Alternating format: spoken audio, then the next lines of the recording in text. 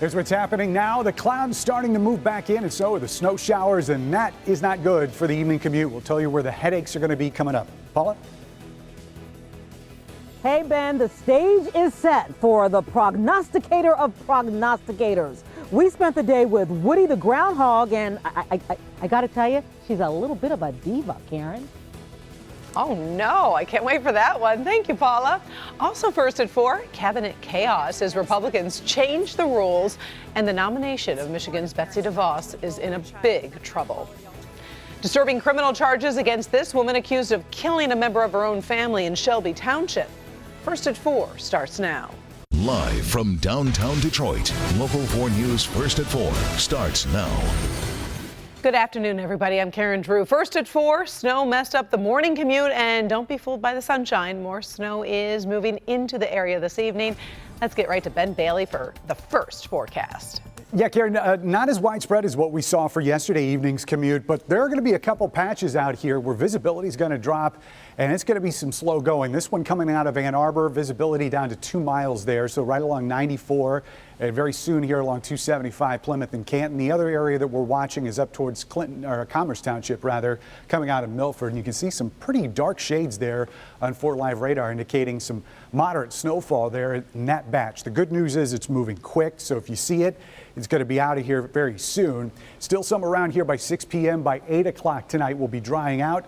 Snow shower comes back in our south zone. We'll look at your 7-day forecast and see when the sun comes back in just a few minutes. Karen? Also first at 4, a woman is charged with first-degree murder in the stabbing death of her mother. Julie Flynn, who is pictured here, was arraigned this morning. On Monday, 80-year-old Joyce Flynn was found dead on the 2700 block of Marissa Way near 25 Mile in Shelby Township. She was stabbed multiple times.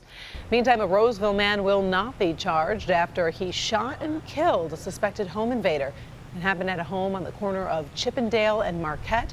According to the homeowner's wife, her husband heard a commotion outside and went to check on it.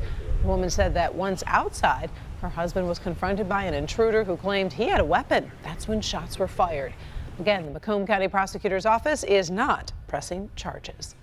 Moving to southwest Detroit, where a 48-year-old father of 2 is dead after his home caught fire and he couldn't escape.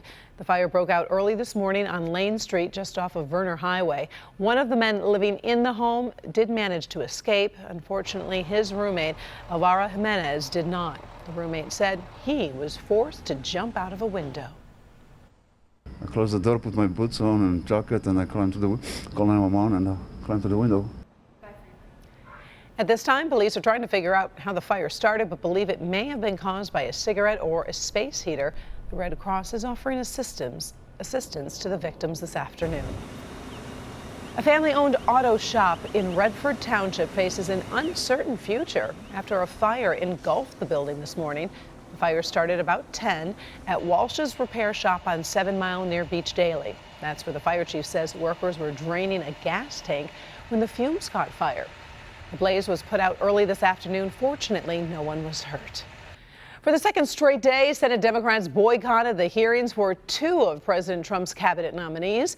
Kimberly Gill joins us from the newsroom. And Kimberly, the boycott led to an unprecedented move by Republicans. Karen, good afternoon to you. Not a single Democrat showed up for the hearings of Treasury nominee Steve Mnuchin or Tom Price, the nominee to lead Health and Human Services. Under current guidelines, at least one senator from the opposing party must be present for a vote. But committee chairman Orrin Hatch decided to break those rules and move the nominations to the full Senate, even without the presence of a single Democrat in the room. We took some unprecedented actions today due to the unprecedented obstruction on the part of our colleagues. As I noted earlier, the Senate Finance Committee has traditionally been able to function in even the most divisive political environments. That all changed yesterday. We have great concern that Senator Hatch is asking us to vote on 2 nominees today who have out and out lied to our committee. Was committed to Now, as for President Trump's education nominee, Betsy DeVos, she's also a Michigan native, today 2 Republican senators came out and said they cannot support her. So if she loses one more Republican and all the Democrats vote no, she would not be confirmed. Within the past hour, the Senate also voted to confirm Rex Tillerson as Secretary of State by a vote of 56 to 43. Karen will have reaction from that vote on Local 4 News at 5 o'clock. All right. Thank you, Kim. Sure. President Trump's nominee to the Supreme Court is spending time on Capitol Hill. Judge Neil Gorsuch is preparing for a likely confirmation battle in the Senate. His first meeting was with Senate Majority Leader Mitch McConnell and Vice President Mike Pence. No word on when his confirmation hearings will get started. First at 4, we're also on top of stories making headlines around the world. We start in the Middle East, where Israeli soldiers had to use force to shut down an unauthorized settlement on the West Bank. Residents were given eviction notices yesterday, but some refused to leave. The eviction threatens the government of Prime Minister Benjamin Netanyahu, who needs the support of ultra-nationalists who support the settlements. Sheriff's deputies were surprised by what they found inside a car after a high-speed chase near Los Angeles. They say a female driver was hitting speeds of 90 miles per hour and throwing things out the window. Well, the chase finally ended with a crash. When the suspect surrendered, she came out of the car with a baby in her arms, wrapped in a blanket. Deputies took custody of that child and arrested the suspects. And a fire south of San Diego burned down a garage and some precious inventory inside. Firefighters say electrical problems sparked the flames that destroyed the garage and devoured 1,000 boxes of Girl Scout cookies. A little girl who lives at the home was beside herself when she realized what happened. Luckily, the Girl Scouts of San Diego quickly reached out and will replace the cookies and will not hold the family responsible. So when you think of divas, you might think of Whitney, Mariah, Diana, Gaga, and Miss Woody. Well, the biggest diva of the hour is the groundhog over in Howell, getting ready for her big day of prognosticating. Paula Dutman traveled to Howell to get Miss Woody's important pre-Groundhog Day preps. And did she even grant you an audience, Paula? Well, a brief audience, Karen, but you know what? I got to defend her a little bit. She's got a lot on her. People have been working on her stage for tomorrow all day long. She doesn't get to just prance around in a see-through leotard, lip sync, and then throw shade on everybody. She's got one shot to get it right. And so the pressure is mounting. It's Groundhog's Day Eve. Yes, there's such a thing when you're a prognosticating groundhog and the hopes and wishes of all of southeastern Michigan rest upon your furry shoulders. Summer, no more snow. 30 degrees and lots of snow would be fine. I want spring. It's not that Miss Woody is feeling the heat in her spacious digs at the Howell Nature Center. Yep, there's a little grumpy. It's just that she doesn't want to be bothered anymore. It was getting late and she wanted more beauty sleep. She has been working very hard, traveling all over to TV stations, radio stations, schools. She is a prognosticator, which is different from the everyday average scruffy scoundrel who eats your vegetable garden and plays dodgeball beneath the wheels of fast-moving cars. Ms. Woody is special. She's big, like Eminem, Beyonce, and LeBron big. She's got big game because she gets it right. This will be her 19th prediction. She's been correct 14 out of 18 times. So her record is really good, better than that Pennsylvania groundhog, by the way. She knows that beyond her fresh homemade salad, her stage is being built for her big show tomorrow. Concentrate more on the spring side, because I'm ready for it. She knows that the crowds will gather here at the Howell Nature Center tomorrow morning to see her. Continental breakfast free to the public and coffee inside Pineview Lodge. Festivities start getting going about 7:45, and we have a costume contest for kids. We're already getting clues as to whether or not she'll even see her shadow. If she sees her shadow, then it would be 6 more weeks of winter. If she stays out and doesn't see her shadow, then it's an early spring. It sounds like a high pressure system is coming in, which would indicate the 6 more weeks of winter. There's going to be shadows. But for now, it's Groundhog's Day Eve, and the diva needs her rest. Hey, it's okay. I know. Yeah, I get it. I get it. She's under a lot of pressure. She's got a right to be grumpy. But in this case, Karen, it's a good thing if someone throws shade because that means she won't see a shadow and spring will come early. That's if you want spring early. Incidentally, open to the public tomorrow. Festivities get started at 7:45. Prognostication, 8:15 a.m. sharp. Be here for Woody or be square, Karen. Oh, Paula, and being right 14 out of 18 times, I can understand why she's a diva. Right? Groundhog diva, but in the end, she's just a groundhog. That's right. All right. Paula Tubman live in Hell this afternoon. Be interesting to see what happens tomorrow. Still ahead, first at 4, Beyonce burning up the internet with a big announcement and a photo that's getting a lot of attention. Also ahead, people are getting hurt when they use these chairs from a big retail chain. We have information affecting about 2 million families. Dr. McGeorge?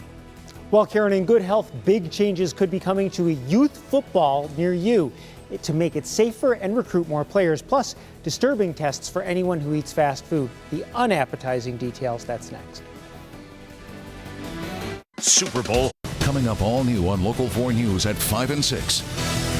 Starting on Saturday, this stretch of I-75 will shut down for 2 years. That's a nightmare for some, but a dream come true for others.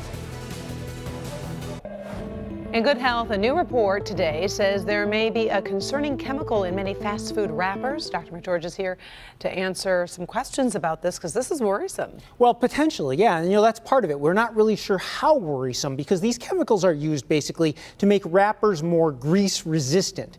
The researchers tested more than 400 samples from restaurants nationwide, and they found nearly half of fast food wrappers and 20% of paperboard food boxes contained detectable levels of fluorine. Now, many chemicals that contain fluorine have been linked to various problems from kidney cancer to thyroid disease. So the big picture here is because it's almost impossible to avoid these chemicals, we really need more research into their prevalence and ultimately the effect. And another story that has parents talking involves youth football. That's right. Well, participation in tackle football actually for boys age 6 to 12 has dropped nearly 20% since 2009. So USA Football plans to introduce what they hope is going to be a safer alternative. Basically, in a small number of leagues across the country, the organization is testing several rule changes. And those new rules include cutting the number of players on the field for each team from 11 to between 6 and 9, creating smaller fields and eliminating kickoffs and punts. The goal really being to make youth football more like flag football with less contact and fewer hits. And if these new rules are found to be effective, they will be implemented nationally, but it's really a good step toward preventing injuries. Right, we've done so many stories about those concussions at that age as well. Exactly. Thank you, Doc. In this Help Me Hank consumer alert, Home Depot is recalling about 2 million swivel chairs. Several brands are involved, including Martha Stewart Living, Calabria, and Dana Point. The base of the chair can break, actually causing people to fall. About 24 people have suffered bruises and scrapes. You'll want to contact the manufacturer for a repair kit before using those chairs again. We have posted information on the Help Me Hank page at clickondetroit.com. So we've got some snow coming in for our rush hour on the way home, but it sounds scattered. Yeah, I mean, we went so long with no snow, and now it just comes in wave after wave after wave. So making up for lost time, maybe. But it shouldn't be too bad. We did get sneaky warm here, or I should say mild, as temperatures started to get near 40 degrees. Clouds have started to rush back in, so we've got 37 here at City, 37 at Metro, and you can see where the snow has already started to fall, dropping those temperatures back to 32. The air is pretty dry out there, so when these snow showers start falling, the dew point and the temperature come together, which means it's going to get cooler. I don't think that we're going to have any trouble keeping this all snow. Right now, we've got mostly cloudy skies at Metro, as that snow shower could be on the way there very soon. Right now, we've got a full 10-mile visibility at Metro. So we've got a couple of these scattered snow showers, and it will be dropping visibility and probably enough to coat the ground in a couple spots as well. Behind that, there's another batch that we'll be watching for later on tonight. But as these exit, I think by about 7, maybe even 8 o'clock tonight, we should dry out temporarily as this cold front approaches, sort of squeezing what's left of that moisture down to the south. So if we see anything past 8 o'clock, I think it's mostly going to be in our south zone. Again, just a couple snow showers, if that. Cold front passes through, and behind that, That's when that real cold air settles in as we head into the next few days. We're looking at high temperatures in the 20s and low temperatures in the teens. Tomorrow afternoon, by the way, there's just a chance we could see a flurry or a flake in our south zone. I think that's going to be inconsequential. Most of the day is going to be dry, and we'll probably even work some sunshine in around the clouds as well. So tonight, look for temperatures down to 18 degrees with those snow showers diminishing pretty quickly as we get towards the end of the evening hours. Here's your 4-zone forecast looking at high temperatures tomorrow. It's going to be a switch. 25 is as good as it gets here in the city, 23 up in West Bloomfield. South zone, which will be the last to get rid of those snow showers, mid-20s pretty much everywhere from 24 in Belleville to 26 down near the state line. West zone, high temperatures, 22 in Flint. Fenton, same number. Canton, you'll be at 24. And in our north zone tomorrow, we're looking at pretty much 22 or 23. Those are the choices for high temperatures in the afternoon. 7-day forecast once we get past tomorrow, and just that chance of a flurry in the afternoon, 24, but it is going to be breezy. So watch out for those wind chills in the teens. Groundhog probably going to see its shadow tomorrow, at least around here. And we'll see those numbers finally start ramping their way up by the end of the weekend. 34 on Sunday, 34 Monday. Could see some rain mixed with that snow as high temperatures get near 40 degrees by Tuesday of next week, Karen. Thank you, Ben. President Trump is probably the most famous Twitter user in the world. From politics to business, he shares his opinion. Up next, how one company is turning presidential tweets into cash. And Beyonce fans are going crazy this afternoon over some big news. The story and the photo that has so many people talking. Coming up. If you were We know President Donald Trump has become tweeter-in-chief, I guess you could say, since his election. Well, now one company over in Austin, Texas, has actually found a way to make money off the president's tweets. It's created something called the Trump and Dump algorithm. So if Trump says something bad about a company, the software automatically shorts the company's stock, knowing the price might fall. The company won't say how much money it's made, but all of the profits are going to stop animal cruelty. Now, this story is definitely trending, very hot on social media all this afternoon. Pop superstar Beyonce posted this photo on her Instagram and then announced she's pregnant with twins. The photo shows her baby bump. Beyonce and her husband Jay-Z already have a 5-year-old daughter. Twitter reported there were 500,000 tweets about Beyonce in the hour after she made her announcement. Well, it may seem perhaps not that close, but baseball is right around the corner, and the Detroit Tigers are getting ready to head off for spring training. Clubhouse staff began loading up the team's moving truck today before taking off to the Tigers' spring home over in Lakeland, Florida. The Tigers' preseason will officially begin on February 14th when pitchers and catchers report, with their first spring training game taking place on February 23rd. Yeah, forget what the groundhog says. That is the first sign of spring. I always feel like that's when spring starts, right? Once you get those guys down in Lakeland, and April 7th, our home opener here in Detroit. All right, you gotta love it when your favorite snacks become new ice cream flavors. Hostess and Nestle, they're actually teaming up. Here are the results: ice cream flavors using Twinkies, Ding Dongs, and Snowballs. The new tasty treats are now available at grocery and convenience stores near you.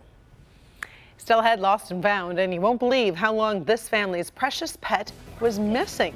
And the one thing that made this reunion possible. Coming up. Social media websites we use for fun are being used by criminals to put out hit lists for murders right here in Metro Detroit. Posting pictures on Instagram of people on the hit list, shoot to kill on site. An investigation found several people who appeared on local social media hit lists were shot, and at least 4 people were killed. Now the feds are fighting back. In these cases, even those who are directing murders can be charged and held responsible. Using laws that were designed to bring down the mafia to put an end to the violence. The defenders investigate tonight at 11. Finally, first at 4, pet lovers know the heartbreak that you would feel if your dog or cat just suddenly vanished. That's what makes this reunion in Mississippi so special. The Lucas family lost their dog 6 years ago. They let little Blizzy outside, never saw her again. Until this woman found the dog on the side of the road. She rescued strays and was determined to find the owner. The dog did have a chip, and after all this time was reunited with his family. Those chips are so important. You wonder if the dog actually remembered the family. I would think so. 6 It looks years. like it. But yeah, don't you know, like, what did he do for 6 years? I don't know. You scratch my belly. I guess I'll be next to anybody. Let's take a quick check of 4-line radar. We do have snow showers that are coming in from the west. Be extra careful. You're going to be on the roads for about the next 2 to 3 hours. Some of those snow showers that are still back there just east of Jackson, even more intense than the ones that we're seeing now. So we'll keep you updated throughout the rest of the evening here on Local 4. All right, sounds good. And thank you so much for spending part of your afternoon with us, watching First at 4. We're back in a half hour with Local 4 News at 5. Inside Edition's next.